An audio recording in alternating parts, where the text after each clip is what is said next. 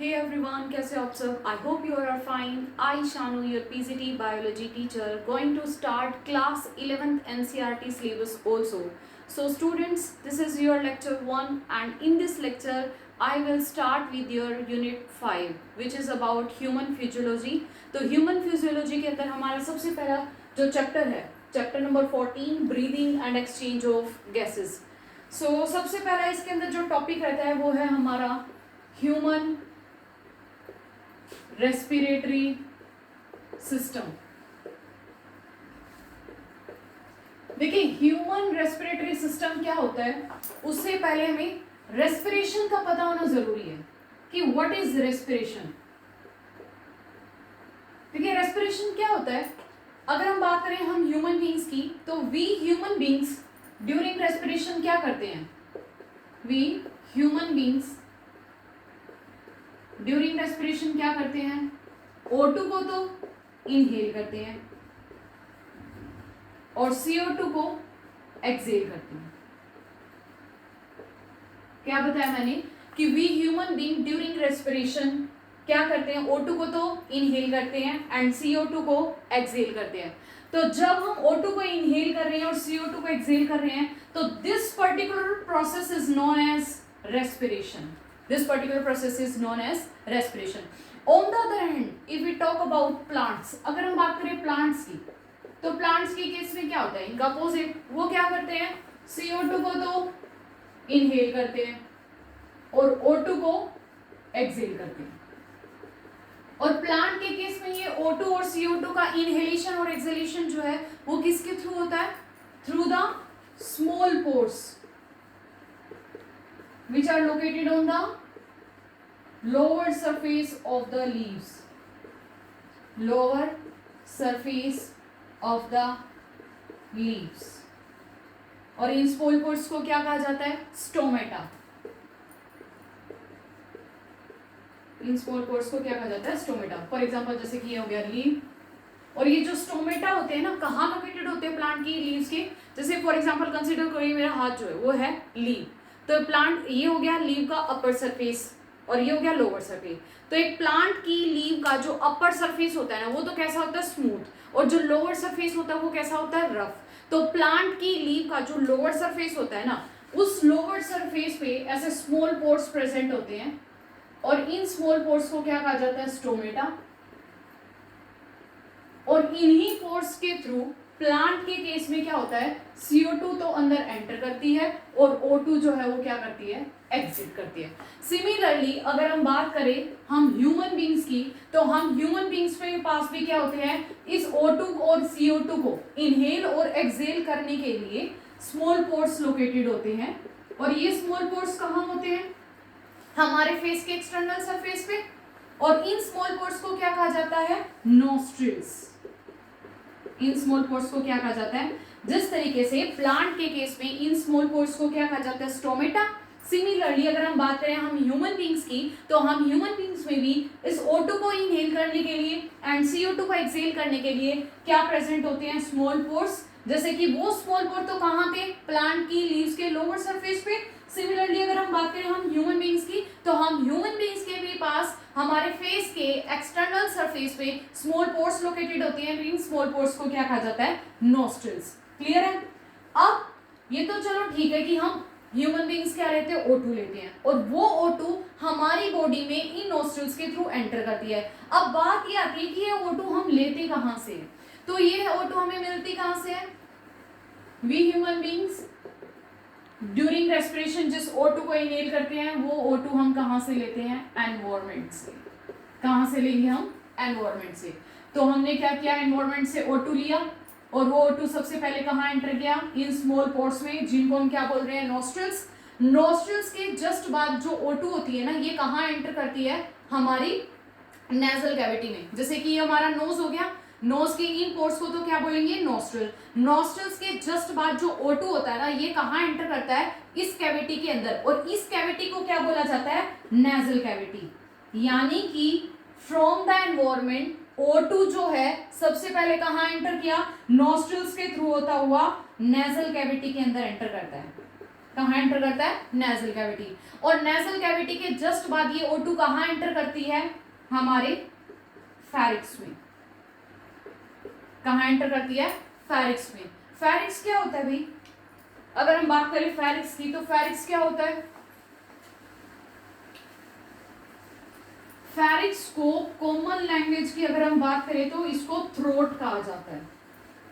देखिए मुंह खोलते साथ ही, जैसे मुंह खोलते हैं ना, तो मुंह खोलते साथ ही जो सामने वाला पार्ट है ना, दैट इज नोन एज फेरिक्स। उसको हम क्या बोलते हैं? फेरिक्स। और जिसको हम कॉमन लैंग्वेज में थ्रोट बोलते हैं। एक सेकेंड में इसको रख कर देते हैं।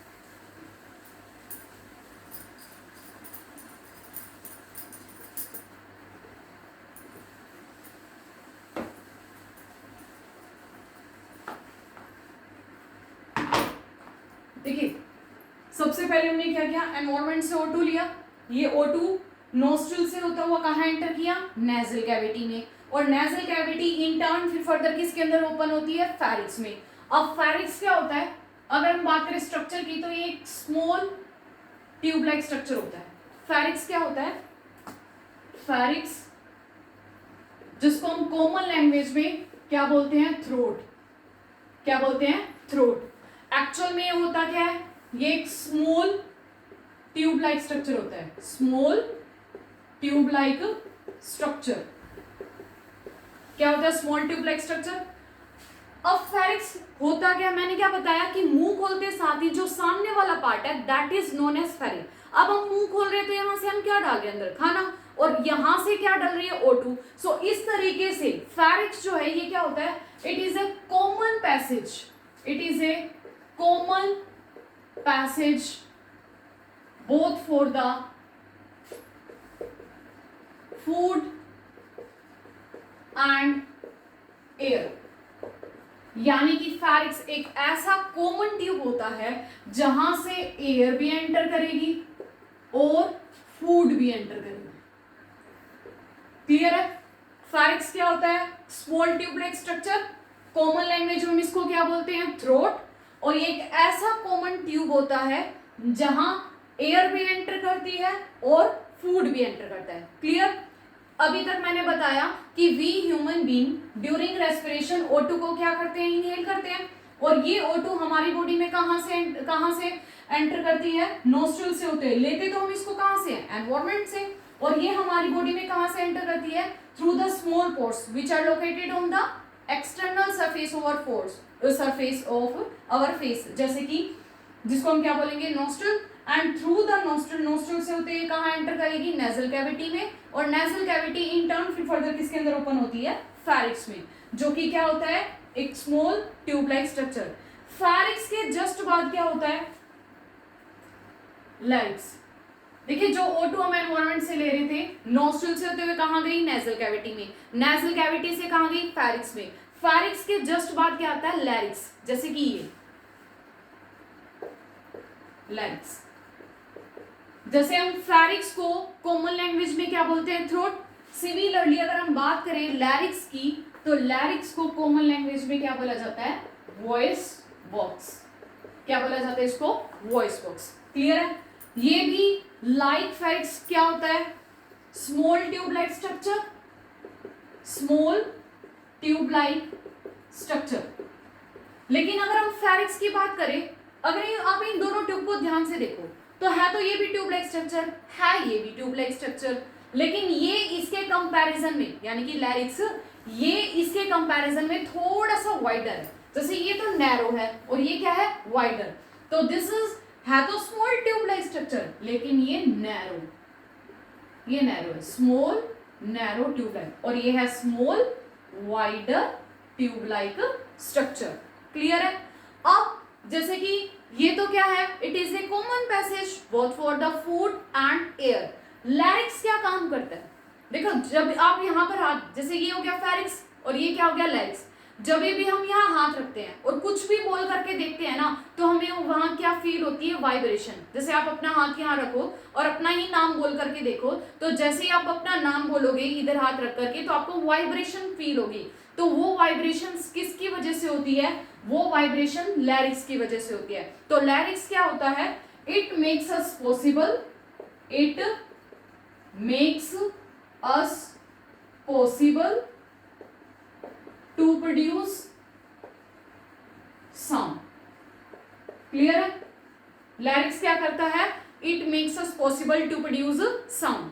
अब क्या होता है, क्योंकि फेरिक्स में एयर भी एंटर कर रही है और फूड भी एंटर कर रहा है, तो जब हम रेस्पायर कर रहे होते हैं ना, यानी कि रेस्पिरेशन कर रहे होते हैं, तो वो खाना हमारे रेस्पिरेटरी ट्रैक में अंदर एंटर ना करे, तो इसके लिए इस लैरिक्स के ना जस्ट टॉप पर, यहां पर एक ऐसे स्मॉल लिड लाइक स्ट्रक्चर होता है, जिसको हम क्या बोलते हैं?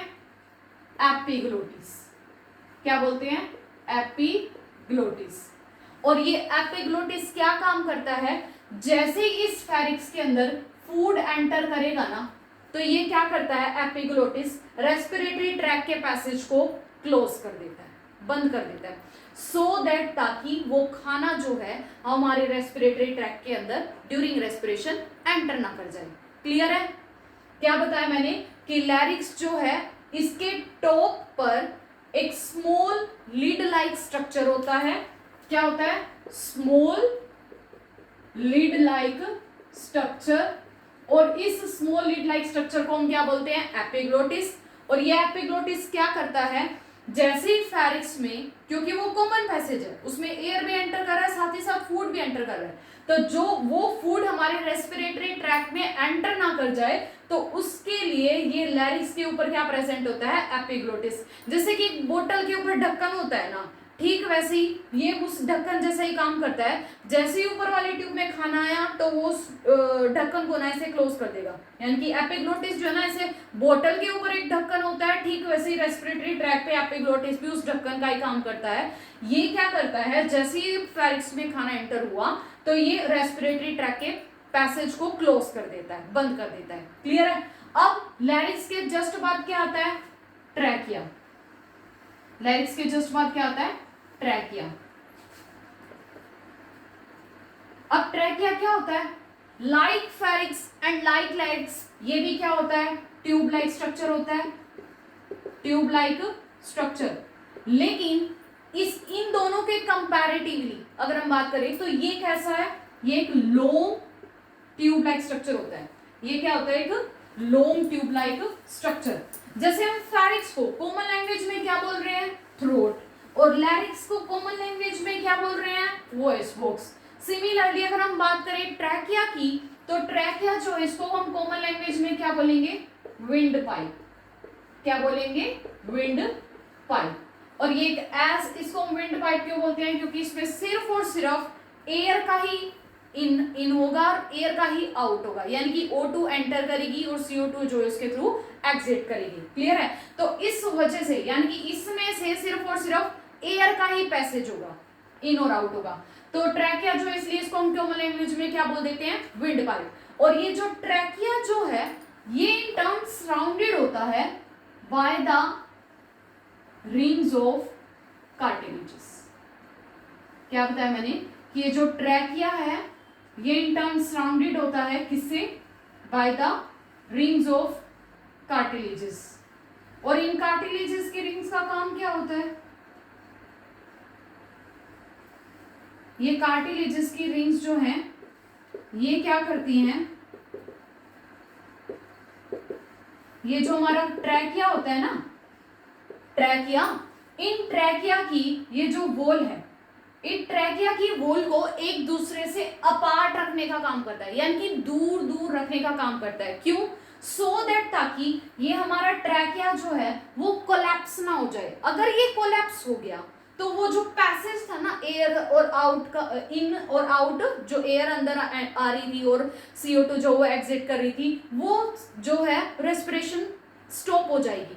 अगर ये दोनों की दोनों होल एक दूसरे से चिपक गई, तो वो एयर का जो पैसेज है वो ब्लॉक हो जाएगा, जिससे हमें रेस्पिरेशन में प्रॉब्लम होगी। तो ये क्या करती हैं कार्टिलेजेस की रिंग्स? इन ट्रैकिया की वॉल को एक दूसरे से अपार्ट रखने का काम करती है, यानी कि दूर दूर रखने का काम करती है, सो दैट ताकि हमारा ट्रैकिया जो वो कोलैप्स ना हो। अगर ये कोलैप्स हो गया तो हमारा रेस्पिरेशन जो वो इंटरप्ट हो जाएगा। क्लियर है? अब जैसे कि अगर मैं यहाँ तक अगर रिवाइज करूँ तो क्या पढ़ा अभी तक हमने कि we human being during respiration क्या कर रहे हैं, O2 को इनहेल कर रहे हैं और वो O2 और CO2 को एक्सहेल कर रहे हैं। जो O2 हम इनहेल कर रहे हैं वो O2 हम कहाँ से ले रहे हैं, एनवायरमेंट से, और वो एनवायरमेंट से हमारी बॉडी में कैसे एंटर करती है, through the small pores which are located on the external surface over face, और इन स्मॉल पोर्स को क्या बोला जाता है, नोस्ट्रल्स। वो एयर जो है नोस्ट्रल से होते हुए कहाँ एंटर करेगी, नेजल कैविटी में, और नेजल कैविटी इन टर्न फिर फर्दर किसके अंदर ओपन होती है, फेरिक्स में। फेरिक्स क्या होता है, मुंह खोलते साथ ही सामने वाला पोर्शन होता है। अब मुंह खोलते साथ ही तो हम यहाँ से क्या ले रहे हैं, खाना भी ले रहे हैं, और यहाँ से अंदर एंटर एयर भी एंटर कर रही है। सो इस तरीके से क्या बताया था मैंने कि क्या होता है, कॉमन पैसेज होता है both for the food and air. Clear. Pharynx के जस्ट बाद कहाँ गई, लैरिक्स में, और लैरिक्स के जस्ट बाद कहाँ जाती है, ट्रैकिया में। अब ये ट्रैकिया, अब ये जो ट्रैकिया जैसे हमारी थोरेसिक कैविटी में रीच करता है, यानी कि चेस्ट कैविटी में रीच करता है, तो पहुंचते साथ ही ये ना दो स्मॉलर ट्यूब के अंदर डिवाइड कर जाता है। दो स्मॉलर ट्यूब के अंदर क्या बताया मैंने कि ये हो गया, ये तो हो गया नोस्ट्रिल, ये nasal cavity, and then pharynx, and then larynx, और लैरिक्स के जस्ट बाद ट्रैकिया। अब जैसे ही ट्रैकिया हमारी चेस्ट कैविटी में पहुंचता है, पहुंचते साथ ही ये ट्रैकिया जो है ये दो स्मॉलर ट्यूब के अंदर डिवाइड कर जाता है। अब जो राइट साइड में होती है ना, इधर की होगी, उसे तो हम क्या बोल देंगे, राइट ब्रोंकी, राइट ब्रोंकाई, और जो लेफ्ट साइड की ट्यूब होगी उसे हम क्या बोल देंगे, लेफ्ट ब्रोंकाई। अब ये राइट और लेफ्ट ब्रोंकाई जो है ये इनसाइड द लंग्स, लंग्स के अंदर ये ना डिवाइड कर जाती है मल्टीपल ब्रांचेस के अंदर।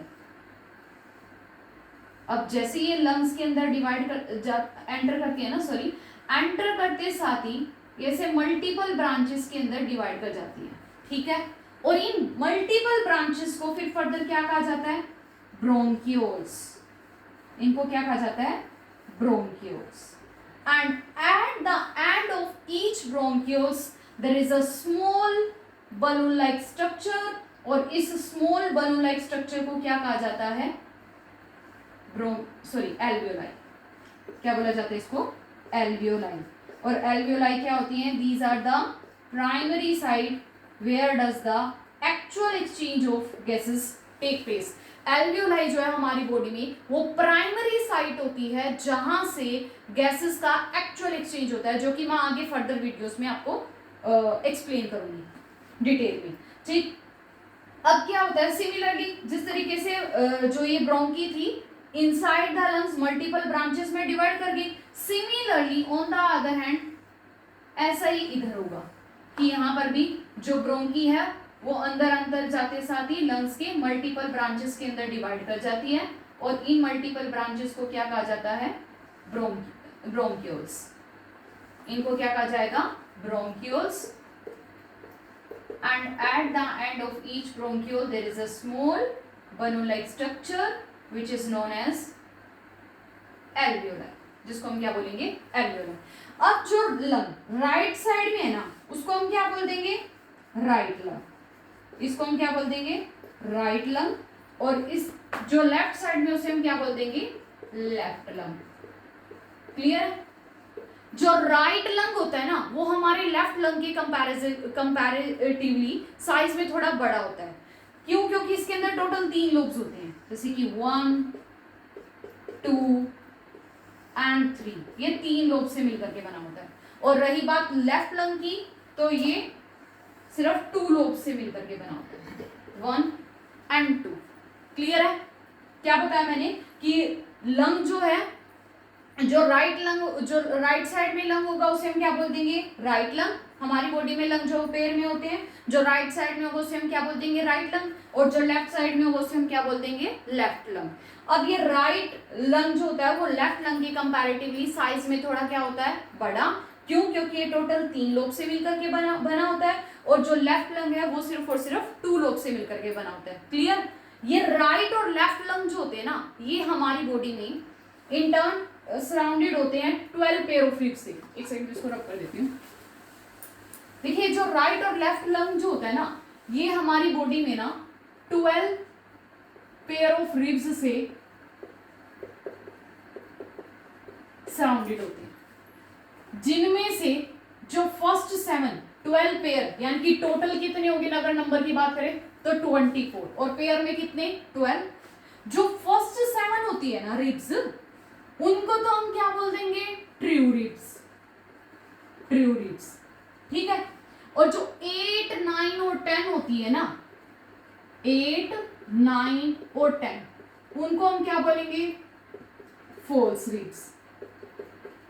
और रहेगी जो 2 यानी कि 11 और 12, उसको हम क्या बोलते हैं, floating ribs, floating ribs.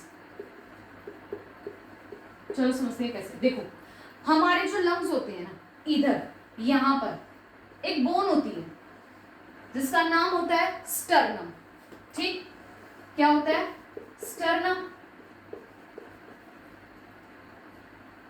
Sternum.